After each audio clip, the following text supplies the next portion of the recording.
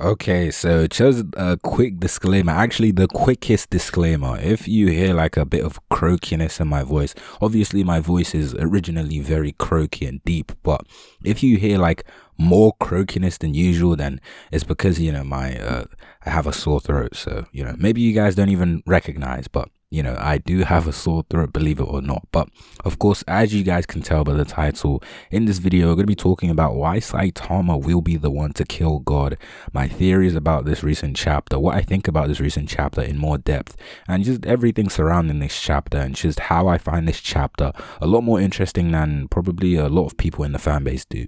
But of course, before we get into the video, make sure you leave a like and subscribe to the channel because I post a lot of One Punch Man content. That's all I really have to say. And if you like One Punch Man, then the logical thing to do is to click on the subscribe button.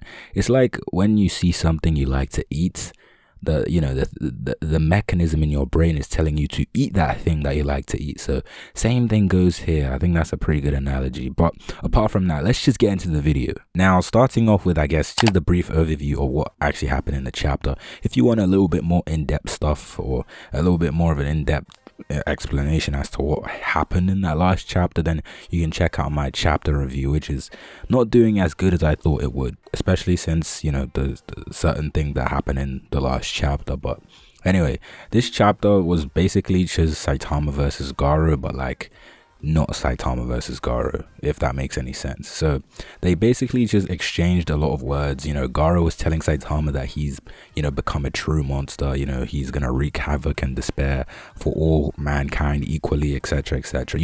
Garo's speech, Garo always talks about this, but Saitama just basically says, no, you're not really a monster, and he just kind of walks away. But Garo charges at him and Saitama just punches him away, which I guess, or slaps him away, which I'm guessing will probably awaken Garo further, or I guess gets Garo to the first form of his final awakening. For the people that read the webcomic, you guys would know what I mean by the first form of his awakening. But anyway, there was a certain thing that Saitama said in this chapter that really did interest me, and could just be like something that, one just added in there just for the sake of it, or Murata just added in there for the sake of it, because I'm pretty sure one and Murata are both writing it at this point, because I feel like one's writing isn't exactly like this, so I wouldn't be surprised if Murata is also chipping in here and there. But Saitama basically says, in short terms, he just says, I think I would rather just obliterate the world, since he was so annoyed by all the events that happened after he just wanted to check what was making the noise up on the surface, outside of his apartment, of course. So we see that obviously the noise that was actually being made was by Rover and Garo. So, that, compared to now, that was a pretty big escalation. So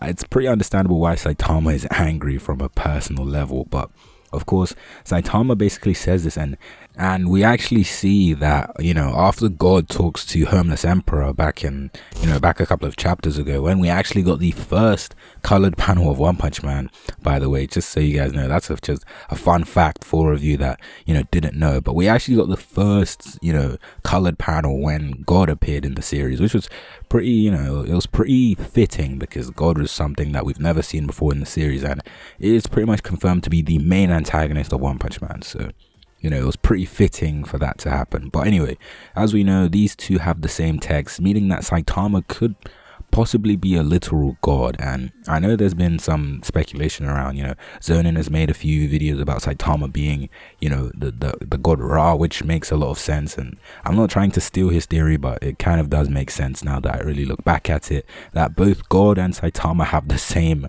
type of text in the manga. And I'm sure this is intentional, of course. So it makes sense that Saitama would probably be like a godly figure, or is basically a god. So I feel like, obviously, now that we know this, it's pretty much confirmed that obviously Saitama versus God will be the final fight of the series. I'm sure everyone has already managed to gather that just from the first appearance of God. And since God's name is God, it's pretty fitting that Saitama, who can one punch every monster, goes up against the literal god of the series. And another thing I find pretty interesting about this dialogue that Saitama decided to say in the last chapter is the fact that he says he wants to destroy or obliterate the earth because he's obviously so annoyed. And we know that God is, kind of the earth. I mean, God is made up of God is the earth basically. And I guess this is kind of symbolic because I guess since Saitama says he's going to destroy the earth and God is the earth, it would make sense that I guess, God versus Saitama once again will be the final fight of the series.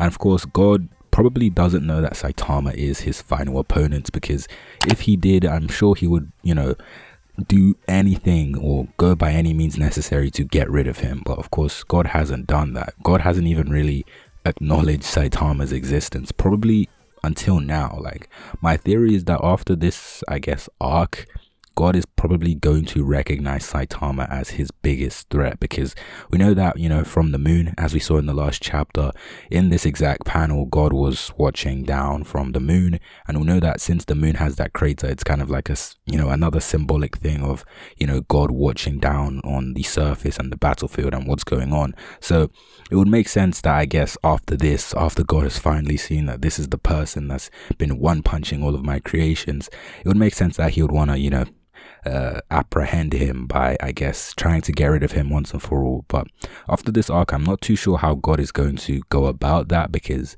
in the webcomic it's kind of a little bit different. But of course, we know that the manga and the webcomic are almost never the same, so anything could really happen. And despite the chapter being a pretty short chapter, I feel like there was a few things to gather from it, and this is probably this takes up 90% of the things that you could gather from this chapter, I'm guessing. Because of course there's also Garo, because we know that Garo is finally reaching his final awakened form, and we've seen hints of this because since Saitama, I guess, has just told Garo that he's not a monster, it would make sense that this isn't awakened Garo or webcomic awakened Garo, not just yet. And I feel like we are going to get that obviously in the next chapter, or the next time we see Garo once again, which I'm guessing won't be the next chapter. I feel like the next chapter we might switch our attention away from Garo versus Saitama, and maybe we might come back to it near the ending of the chapter as maybe a little teaser for us, I guess. I feel like that's something one would do, kind of just add that at the end of the next chapter, which of course would get a lot of people hyped, because anytime we see Saitama and Garo on the same screen, I mean, it's self-explanatory. Everything is just gonna go crazy. But apart from that, I feel like that's pretty much all I have to say for this video, to be honest. I feel like I guess this was a pretty short video by my standards, or I guess it's mainly around the same as usual, but I guess this one panel. But of course, apart from that, subscribe to the channel if you are new, and apart from that, I'll see you in my next video.